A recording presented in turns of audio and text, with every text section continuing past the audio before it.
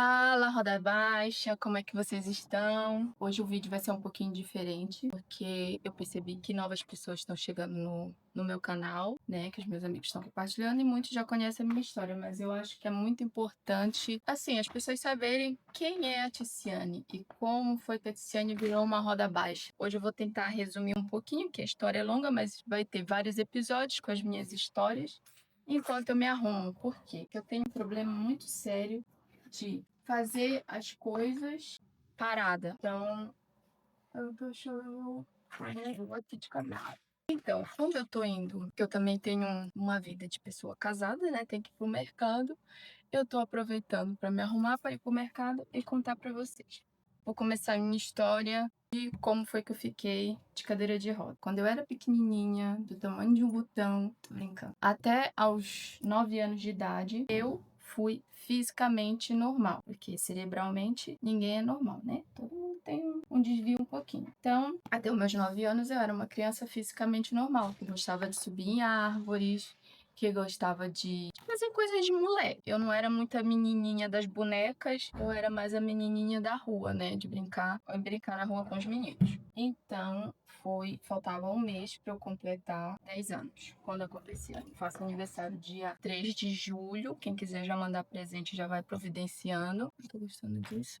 E quando foi, eu acho que foi 7. A minha mãe diz que é 7 de junho. Eu não sou boa de guardar datas, mas eu acho que foi 7 de junho, porque eu não guardo datas de coisa ruim. Eu já não guardo de coisas boas, imagina de ruim. Eu tive uma doença que se chama meningite meningocócica, ok? E essa meningite foi uma das mais fortes para a época que eu tive.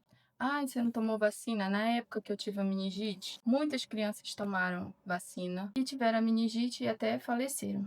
É uma fatalidade que isso acontece com todo mundo. E por causa da meningite, eu tive perdas de membros, né? Porque necrosou, ficou tudo negro. Eu não vou colocar imagens aqui, porque, primeiro, minhas eu não tenho e tirar da internet também pode gerar. Mas depois vocês procurem. Deu umas manchas negras na minha pele. Começou avermelhado e depois ficou assim, preto. Foi isso aqui.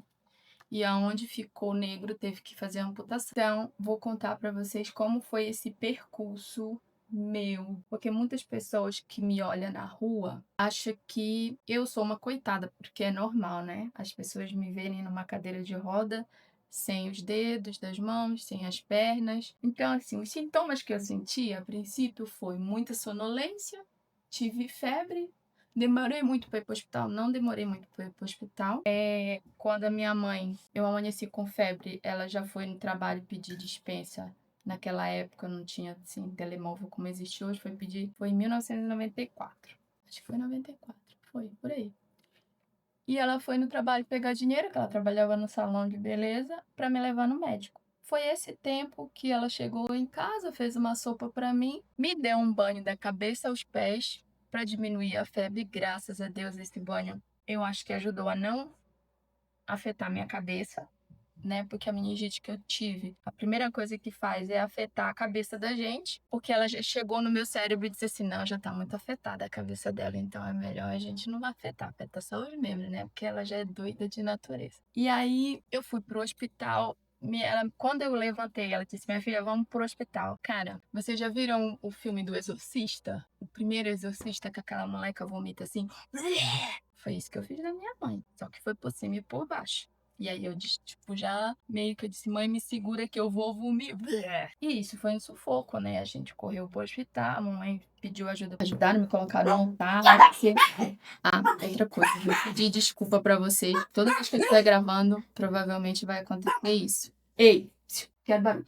Vai acontecer isso, porque meus cachorros não podem tomar gota. Então, eu fui pro hospital, eu cheguei no primeiro hospital, o médico olhou pra mim e disse assim: ah, esse caso não é aqui. Só que até então ninguém sabia que era meningite, porque eu ainda não tava com as manchas tão muito negras. Aí ele disse: eu vou encaminhar ela pra um outro hospital. Nesse outro hospital, quando eu cheguei lá, minha perna já tava mais manchada, meu irmão, eu sentia assim, a sensação que eu tinha, eu lembro de quase tudo. A sensação que eu tive é que parece que pegaram uma tábua, colocaram um monte de prego, um monte de agulha, e eu sentia, parecia que tava batendo assim na minha mão e nas minhas pernas.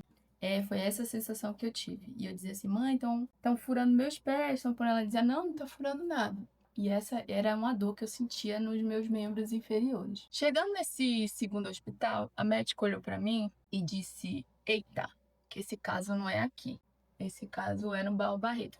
O Barro Barreto é um hospital onde eles tratam muito de doenças tropicais. E a meningite é uma delas. E aí, quando eu cheguei, aí teve que esperar a ambulância, que a ambulância já tinha ido embora. Quando a ambulância chegou, a gente foi pro Barro Barreto. Quando eu cheguei lá, a primeira coisa que o médico disse: vixe, tá ruim, né? Passa aí. Mas ela tá com meningite. Mas vamos fazer a punção para ver se é meningite mesmo. E deu positivo. Então, assim, nesse período que eu tive, foram questão de horas de um hospital para o outro, não demorou muito, não foi negligência da parte médica, não foi negligência da parte da minha mãe. Quando cheguei lá, já fizeram todo o procedimento e aí começou toda a função, né? Todo o trabalho agora do que vai acontecer, como é que a DCM vai ficar. E os médicos chegaram lá para minha mãe e disseram assim: olha, como estava tendo um surto muito grande de meningite nesse tempo, os médicos já, quando chegavam em casa assim, principalmente difícil como o meu, já estavam meio que desenganando todo mundo. Depois eu descobri que o médico também havia perdido 2 filhos com a mesma meningite que eu. O médico chegou para minha mãe e disse assim: olha, agora a gente tem que esperar 72 horas para ver como é que ela vai reagir e saber se ela vai sobreviver. Então eu tinha 72 horas ali de risco para poder saber se eu ia viver ou se eu ia, né, morrer. Então, acredito que para minha mãe, para todo mundo da minha família, foram momentos de bastante tensão, né, gente? Eu não fazia ideia do que estava acontecendo. Então, me encaminharam para um quarto com a minha mãe, e foi quando, nesse quarto, eu tive a minha primeira parada cardíaca e fui levada para a UTI. Na UTI, eu tive 7 dias. Lá aconteceram umas paradas bem estranhas comigo, assim, espiritual, mas esses papos espirituais depois eu conto para vocês isso, se vocês quiserem, né? Porque não é uma coisa que todo mundo vai acreditar, é uma coisa bem específica. Eu tô resumindo o que foi que aconteceu comigo. Foram 7 dias como induzido.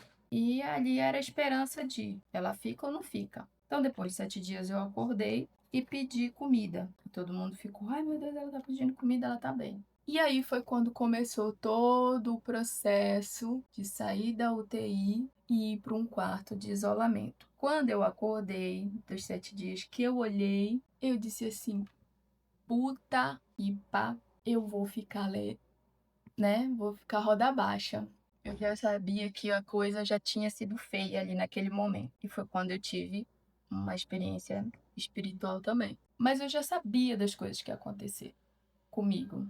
Eu sempre fui uma pessoa, uma criança muito diferente das outras crianças em termos de cabeça, sempre fui muito adulta. Me levaram para um quarto de isolamento, que eu tinha que ficar isolada por causa que a minha imunidade estava muito baixa. E uns dias depois, a médica, eles sabiam que ia acontecer, eu ia ter que amputar tudo, e a médica chegou para minha mãe e falou do que tinha que ia acontecer comigo. Só que eu já sabia o que ia acontecer comigo. Me pergunte como? Não sei, mas eu já sabia como ia acontecer. Aí a minha mãe veio, falou comigo, eu disse: mãe, não sei se vocês já sentiram o cheiro de defunto. A primeira vez que eu senti um cheiro de defunto, a primeira coisa que veio na minha cabeça foi o cheiro que eu fedia. Eu tava fedendo a podre, eu tava um The Walking Dead, né? Deu ruim a situação, não tava boa não pra mim. Quando a médica chegou e disse assim: olha, a gente vai ter que amputar tuas pernas, você vai ter que vai perder os dedos, e até então ninguém sabia a proporção da amputação, que eles iam ver até onde tivesse circulação ia cortar. A única coisa que eu falei para a médica foi: tudo bem, doutora, eu já sei o que vai acontecer, pode cortar, a única coisa que eu quero parar é de feder e viver. Para uma criança de 9 anos dar uma resposta dessa para um médico, eu acho que não é muito normal. Por isso que eu falei que a meningite parou no meio do caminho ali e disse assim: olha, é melhor a gente não afetar, porque ela já é doida o suficiente. Eu disse: olha, doutora, contanto que eu pare de feder, pode cortar, não vai fazer falta não. E aí foi que começou todo o processo de amputação. Primeiramente, eu amputei os dedos das mãos e depois eu amputei só os pés. Eu fiquei com toda a perna ainda comprida, só que cheias de cicatrizes, porque eles faziam raspagem para poder tirar todo a parte morta. Então eu fiquei com a perna bem deformada, como se fosse uma queimadura. Minha perna ficou tipo mais ou menos isso assim, ó, tá vendo? Eita, blogueira. Tipo isso assim. Eles fizeram todo o processo de amputação e tudo. Aí agora as pessoas vão se perguntar assim, tá, mas como foi pra ti se adaptar a não ter os membros? Gente, uma coisa que eu aprendi, que tudo tá aqui. Então, quando você manda um comando pra cá, óbvio que o corpo todo vai obedecer. Realmente, a gente sente que tem ainda os membros. Só que eu aprendi que quando a gente manda o comando pro cérebro dizer assim, não tem, porque quando eu acordei, quando eu vim da cirurgia, eu achei que a cirurgia não tinha dado certo, porque eu ainda senti os meus pés. E aí eu perguntei pra minha mãe, disse assim, mãe, eles não fizeram a cirurgia, não deu certo, né? Ela, deu, filha. Tipo, não, mas eu tô sentindo meus pés. Aí ela pegou e disse assim, não, teus pés não tá mais aqui, não. Eu disse, então pega aí pra eu ver. Só que eu tava anestesiada, né? E não conseguia ver. Então eu fiz ela pegar um espelho e mostrar pra mim que realmente eu já não tinha mais os meus pés. E aí eu olhei e disse, realmente, eles cortaram. Então, eu já, tecnicamente, já mandei informação pro meu cérebro dizendo assim, eu não tenho mais isso. Pra que eu vou ficar me apegando a uma coisa que eu não tenho mais? E às vezes a gente sofre muito pelo apego a determinadas coisas. Aprendam isso. Toda vez que acontecer alguma coisa com vocês, a primeira coisa que vocês têm que mandar pro cérebro é: tá difícil, mas vai melhorar. Vou dizer pra vocês que às vezes eu tenho momentos que eu fico triste porque tá dando alguma coisa errada na minha vida. Fico. Isso, eu sou humana, gente, né? Por que eu tô dentro, em cima de uma cadeira de roda? Que eu não sou humana. Sou uma pessoa, eu sou humana. Todo mundo passa por dificuldade. Tem aquele momento do puta que merda, não tá dando tudo errado. Mas assim, uma coisa que eu nunca lamentei foi o fato de eu ter ficado numa cadeira de roda. Quando as coisas pegam pra mim, é por causa de circunstâncias da vida. Porque eu tô sem trabalho, porque eu tô com falta de dinheiro, eu quero comprar minhas bolsinhas. Brincadeira, mas é por falta de dinheiro, porque eu quero fazer alguma coisa e não dá certo. Então, assim, isso é coisas que todo mundo passa na vida. E eu aprendi isso com 9 anos, que eu tinha que mandar informação pro meu cérebro e aquela porra não tava lá, pra que eu ia ficar me apegando com isso, né? Então é isso. Não tem mais, esquece. Deixa pra lá e vamos pra frente. E é isso que eu levei, já comecei a aprender. Como eu sempre fui muito determinada desde pequena, então, e eu tinha feito uma promessa com a experiência espiritual que eu tive, que essa história depois vocês vão colocar aí nos comentários se querem escutar. Eu disse, me deixa aqui nessa porra que eu vou enfrentar tudo o que for preciso. E foi o que aconteceu. Eu enfrentei as coisas tudo de cabeça erguida. Muita gente acha que, ai meu Deus, ela superou isso, ai não sei do que. Mas pra mim, sinceramente, é tudo normal. Porque quando uma pessoa passa por uma dificuldade, independentemente do que seja, você tem que se superar. Você tem que ir pra frente, você tem que agir. Porque se você não agir, meu amor, ou é uma perna ou um membro, ou é uma situação da tua vida. Se você não reagir, você não vai superar aquilo. Então, independentemente se é uma perna ou se é uma situação, é isso. E outra coisa, uma coisa que vocês têm que colocar na cabeça de vocês. Isso aqui é uma carcaça. Isso. Não vale pra nada. Isso é lixo, porque a primeira coisa que acontece quando a gente morre, isso aqui apodrece. O que é mais importante que tá dentro da gente é o espírito, é o caráter, é a pessoa da gente. Então, é isso pra mim que tá vivo. Se eu perdi um membro, se eu perdi um. Faz diferença. Que depois eu vou contar as histórias de vocês. Como foi que eu saí do Brasil? Como foi que eu superei? Como foi que a primeira vez que eu saí de cadeira de roda sozinha de casa? Então, essas histórias eu vou contar pra vocês aqui, mas isso, se eu contar tudo, vai dar um livro de 300 páginas aqui, né? E um vídeo de mais de não sei quantas horas. Então, eu vou picar essas histórias pra contar pra vocês. Porque eu tenho outras histórias pra contar pra vocês como foi que eu fiquei com amputação bilateral. Que é babada, é engraçada a história. Então, quando a médica, voltando, eu falei pra médica e disse, doutora, corta tudo aí, né? A médica chorou. Teve uma situação muito. Eu nem sabia, porque assim, gente, vocês vão ver que eu sou. Com o tempo, depois vocês vão me conhecer, eu não sou muito polida pra falar. Então, quando eu tenho alguma coisa pra falar, eu falo na cara. E a médica começou a chorar e eu já achei que eu tinha sido ignorante com a médica, né? Mas enfim, foi isso que aconteceu. Então foi um processo longo, foram 6 meses e 12 dias, isso porque a minha mãe fala que foram 6 meses e 12 dias no hospital, fazendo processo de reabilitação e tudo. E foi pra mim, foi doloroso, foram meses de muitas dores, porque ninguém podia mexer comigo, que eu sentia muitas dores no corpo. Eu ia pro centro, desculpa, eu ia pro centro cirúrgico. Um dia não, Não, era um dia sim, 2 não. Pra fazer curativo. E esses curativos tinham que ser eu tinha que tomar anestesia geral, porque eu não dava conta, eu estava igual uma múmia. Pensa na múmia, estava igual uma múmia. A única parte do meu corpo que não estava coberto por faixas, por ligaduras, era o meu rosto e essa parte do tronco aqui. Mas as minhas pernas e braços, tudo era ligadura. Então eu perdi parcialmente o movimento desse cotovelo, ele só estica assim, só vai até aqui, e esse aqui não estica. Ficou duro. A posição que ele ficou, Deus foi tão bom comigo que a posição que ele ficou é perfeito para usar o secador e secar o meu cabelo. Porque se ele tivesse ficado muito esticado, não ia ter essa dobra e não ia me facilitar para algumas coisas. Então, para mim foi perfeita a posição que ele ficou. E assim, foi um processo dolorido, como eu já falei, sim, muito. Mas quando você tem determinação, sonhos grandes, porque eu sou uma pessoa de sonhos grandes, eu nunca penso pequeno, e eu tô aqui hoje em dia na Europa por ter esse pensamento e já fui muito julgada, todo mundo, porque por pensar grande, mas eu pensando grande, eu cheguei aqui graças a Deus. Foi difícil? Foi. Foi doloroso? Foi. Mas a dor passa, apesar que eu sinto 24 horas de dor na minha perna até hoje. Mas a dor passa, a gente toma um remedinho e alivia ali. E se você ficar focando o tempo todo na dor, né? Então, assim, olha, eu nunca tive uma psicóloga que me fizesse um acompanhamento, dissesse assim, olha, obrigatoriamente você tem que fazer tratamento com psicólogo. Nunca tive.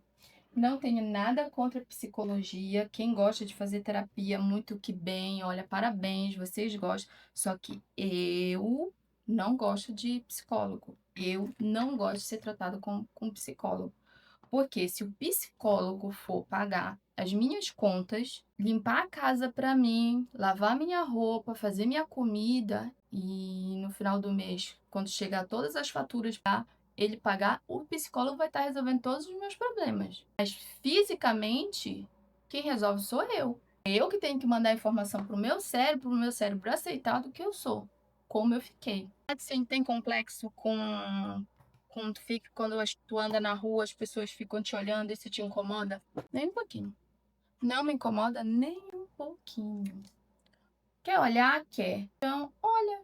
Graças a Deus não tem deficiência na visão, né? Então o olho foi feito para ver. Pode olhar. Contando que não seja inconveniente de sair de lá do outro lado e fazer perguntas aleatórias que eu nem te devo satisfação na minha vida. Tem pessoas que me perguntam na rua, oi, tudo bem? Começa uma conversa e a forma como se pergunta é a forma como eu vou responder. Se for uma pessoa muito invasiva, eu não vou ser muito simpática. Se vai ser uma pessoa simpática, que sabe abordar o assunto, eu vou ser simpática. A proposta do canal é eu mostrar a minha visão baixa de como é que eu vejo as coisas. Lógico que uma câmera não vai conseguir ver assim a proporção, mas não sei se vocês viram no primeiro vídeo do vlog eu conversando com uma pessoa e o tempo todo assim, é assim, eu vejo a pessoa de baixo para cima, eu não vejo a pessoa de igual para igual, só se a pessoa estiver na minha altura, se for um roda baixa que nem eu, ou estiver sentado, que às vezes é até melhor, porque não dói tanto aqui, ó. Quando a pessoa baixa o nível assim, senta, a gente não precisa ficar tanto assim, né? Aí já dá uma ajudada aqui no pescoço, assim. Mas enfim, nem todo mundo tem essa percepção às vezes. E também não condeno, porque para eles ficar em pé é normal. Eles não estão habituados a lidar com pessoas que usam cadeira de roda, né? Então, é normal isso. Eu também já estou habituada e não fico criticando, não fico usando a minha deficiência para qualquer coisa. Ai, porque isso é preconceito. Ai, porque não sei do que. Ai, porque isso daqui é uma falta de respeito porque não fizeram. Não vai ter. Infelizmente não vai ter. Vai sempre ser assim. Como tem muitas pessoas que são acima do peso, vai chegar no lugar não tá apropriado pro peso dela. A pessoa que tem problemas de visão também vai chegar, não vai ter a coisa. Então, assim, nada vai estar 100% bom para todo mundo. Então, por que que para mim vai ter que estar? Eu sou a bambambam do mundo que tem que estar tudo adaptado para mim? Não. Assim como as outras pessoas que têm alguma dificuldade têm que se adaptar ao meio, sim, agradecemos, sim, se facilitam a nossa circulação. A gente nunca vai estar 100% para tudo, né? Então, vamos ser felizes com o que tem. Então, a proposta do canal é essa. Pô, cadê meu lápis? Ah, tá aqui. A proposta do canal é essa, vocês verem a minha visão como turista, como eu sou, tá? O assunto aqui mudou um pouco, mas você já sabe o que aconteceu comigo. Mas a proposta do canal é essa, mostrar quem é a Ticiane, como é aquela turista, como é que ela faz. Depois eu vou fazer um vídeo para vocês contando a minha rotina, o que eu faço e tudo, como é que, né, o meu trabalho. Então, é isso, gente. Era só para resumir aqui, porque eu conversando com algumas pessoas, as pessoas disseram assim, ai, Tícia, mas a gente sabe o que aconteceu contigo, mas tem muita gente que não sabe. Eu digo, tem razão. Eu vou contar. Porque também eu não fui abduzida, né? E mesmo que eu fosse, eu ia contar. Apesar que eu fui fonte de experimento para muito médico, velho. Teve médico que olhou pra minha cara e disse assim, quando eu cheguei no hospital, olhou e disse: a gente vai descascar um abacaxi com essa garota. Por quê? Primeira coisa que passa pela cabeça das pessoas, um jovem, quando vai para uma cadeira de roda, o mundo acabou. O mundo se destruiu e aquela pessoa vai ser a pessoa mais revoltada do mundo. Só que chegou uma fase que eu estava com 10 anos, sendo psicóloga num hospital, no Sara Kubitschek, em Brasília, trabalhando com os psicólogos de lá para conversar com os adolescentes que não queriam ir para a escola porque estava com gesso no braço ou na perna, que eu chamar de perna de pau. E eu, como não sou muito polida para falar, eu dizia assim: tá doido? Hein? Eu não gosto de usar minha deficiência para determinadas coisas, para muitas coisas, não gosto. Mas quando é para jogar na cara, às vezes eu gosto de dizer assim: meu filho, tu já reparou que quando sair esse gesso do teu braço vai ficar tudo normal? A minha perna e o meu pé vai nascer de novo? Não. Então pronto, não reclama. É só 6 meses que tu vai estar de gesso e pronto, acabou-se. Então eu acabei trabalhando como psicóloga mirim num hospital em Brasília. Não recebia, podia ter recebido, né? Já tinha começado a fazer dinheiro desde lá. Mas é isso, gente. Quando eu for me arrumar, que eu estiver fazendo comida, alguma coisa assim, eu vou contar minha história. Quando eu estiver passeando, eu vou contar minha história pra vocês. Algo que eu lembro da minha vida engraçada, eu vou querer registrar aqui como história e contar pra vocês. Não tenho muito o que dizer, porque pra mim é tudo normal. Eu não tenho muito o que falar pra vocês, dizer assim, ai, nossa, eu passei, né? Não tem, porque pra mim foi tudo. Eu falei que eu ia ficar nessa porra e ia enfrentar todas as dificuldades que fosse aparecer de cabeça erguida. E se viesse querer me derrubar, eu ia dizer, ó, para de graça, porque aqui a guerra não, né? Quem ganha a guerra aqui sou eu, não é tu. Então toda vez que eu entro numa guerra é pra ganhar. A minha próxima batalha agora é o YouTube. Eu tenho que vencer o YouTube. Tô brincando. Vencer o YouTube sim, né? De conseguir levar essa visão, porque todo mundo que conversa comigo diz assim, ai, Tice, você me ajuda muito. Em quê? Porque eu não tenho dinheiro. Apesar que eu já ajudei muita gente, assim, financeiramente também, né? E que eu te ajudo? Ai, não, porque às vezes eu lembro aquele dia que a gente se conheceu, eu tava passando por um momento, e aí quando eu descubro. Então, assim, eu acho que eu fiquei aqui também. Eu já reparei que nessa vida, quem acredita em vidas, né? Que nessa vida eu vim pra cá pra terminar o meu ciclo, porque eu não quero mais reencarnar. É terminar o meu ciclo aqui. Não quero ter filhos, só tenho cachorros, para não ter motivos de voltar, mas eu já percebi que essa minha última missão aqui na Terra é ajudar as pessoas. Não sei como, mas todo mundo diz que eu consigo ajudar. Então, se eu consigo ajudar, o motivo do meu canal é esse. É também ajudar as pessoas que tá ali passando por um momento difícil e não sabe explicar e não sabe conviver, mas é dar um tapa na cara, pá, e dizer assim, epa, isso é só uma fase, a gente supera. Porque as coisas ruins acontecem na vida da gente pra gente evoluir. Eu vejo isso. Uma coisa ruim aconteceu comigo, eu vou usar aquela coisa ruim pra ser de exemplo. Eu tomei muito no eu já ajudei muitas pessoas e disse assim, não quero mais isso para minha vida. E aquilo serviu de lição para mim. Então não é só perder um membro que me faz aprender a dar valor nas coisas. Quando acontece uma cagada comigo, ou que alguém, tipo, não age correto comigo, eu corto. Às vezes as pessoas dizem assim: "Nossa, você é tão grossa". Sou mesmo. Às vezes eu sou grossa. Porque eu digo: "Meu amigo, eu mandei cortar a minha perna com 15 anos, eu não vou te cortar da minha vida?". Corto, com certeza. Então, assim, as coisas ruins é só passageiro e elas vêm para aprendizado e te fazer mais forte para a vida. É isso que você tem que aprender, que as coisas ruins acontecem para te tornar forte, para te dar valor.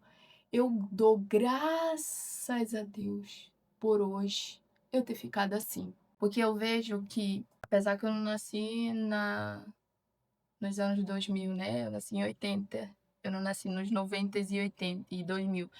Eu percebo que hoje as pessoas não dão valor no que tem. E eu dou graças a Deus por ter ficado assim, porque quando eu tô com os meus amigos, que não são muitos, eu valorizo cada tempo. E eu falo toda vez que eu falo com eles assim, dificilmente a gente não diz eu te amo.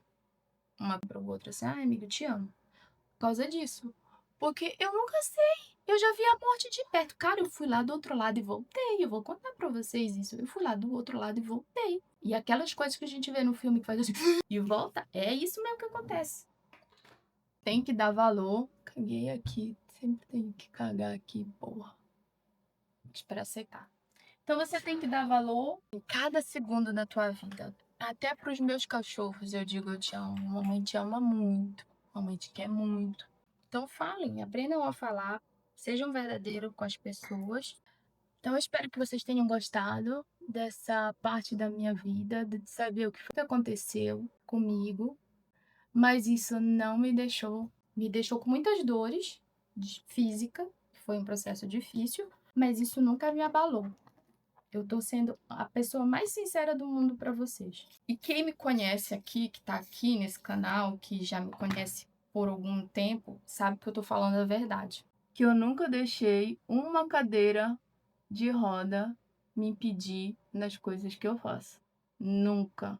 Tudo que me dá na telha de fazer, eu vou lá e faço. Se eu vou conseguir até o final, não sei se eu vou conseguir, mas se eu não tentar, eu também não vou saber se eu iria conseguir. Então, tudo que me dá na cabeça de fazer, eu vou e faço. E quando eu chego lá no resultado, e chego lá e digo assim, pronto, esse aqui não dá mesmo pra fazer. E aí o outro, eu digo, viu? Se eu não tivesse tentado, eu não ia fazer, não ia conseguir. Não ia saber se ia dar certo. Então é isso, você tem que tentar fazer. O meu processo de reabilitação foi todo assim. Não deixa eu fazer sozinha. Se eu conseguir, não quero que ninguém faça, porque a primeira coisa que veio na minha cabeça, engraçado, né? Uma criança de 10 anos pensar nisso, mas a primeira coisa que veio na minha cabeça é se a minha mãe morrer daqui para amanhã, e a minha avó, que ajudava na época também, né? As pessoas. Se essas pessoas morrerem de hoje para amanhã, como é que eu vou ficar no mundo se eu não souber fazer nada? Se eu não souber picar uma cebola, se eu não souber fazer uma comida, se eu não souber, né, me maquiar. Então, tudo isso passou pela minha cabeça. E todas as coisas que eu faço hoje foi isso. Eu tentei. É igual o canal no YouTube. Eu estou tentando de novo, mas eu nunca desisti dele. Nunca desisti desse canal. Porque quando eu saí do Brasil, o intuito era continuar com esse canal. Só que aconteceu cada cagada, mas não desanimei. E esse ano eu disse, quer saber? É agora. Ou vai ou racha. Também não sei se vai dar certo. Tô rezando que dê certo, sabe por quê? Porque eu adoro a minha independência financeira. E tenho ainda uns sonhos a realizar. E eu acredito que o YouTube vai me proporcionar a esses sonhos a se realizar. Eu acredito. Espeiamente que eu acho que eu acredito que o YouTube vai...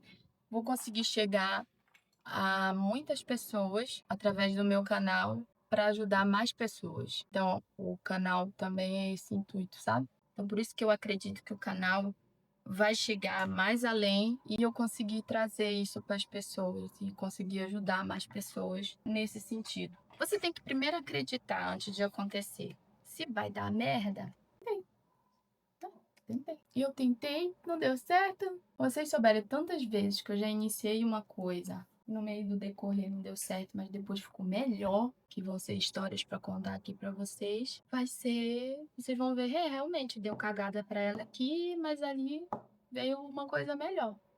E é isso. Pronto, não vou falar mais porque eu tenho mais coisas para contar para vocês, mas sempre vou repetir isso, né, de poder tá aqui para poder ajudar as pessoas. Mas é isso, eu espero que vocês tenham gostado mesmo, agora é de verdade. Espero que vocês tenham gostado, depois vou falar outras coisas. E compartilhem com amigos de vocês que estiver passando por uma cagada grande na vida. Que quem sabe isso não vai ajudar, né? Curtam o canal e, se Deus quiser, isso vai dar certo. E a gente aqui fazendo a corrente do bem, porque eu fui muito ajudada e agora eu quero ajudar as pessoas. Eu sempre ajudei, mas fora das câmeras, mas agora eu quero ajudar em frente às câmeras. Porque o que eu já fiz foi nos bastidores. E agora eu quero fazer isso aqui, porque tem muita gente no mundo que eu não vou conseguir chegar lá. E acho que através da tela eu vou conseguir chegar, tá? Beijos pra vocês que são roda baixa. Se começou agora na vida de roda baixa, não desanima, porque é babado, é legal ficar assim também, a gente tem muitos benefícios. Beijo, fica com Deus e até o próximo vídeo, tá?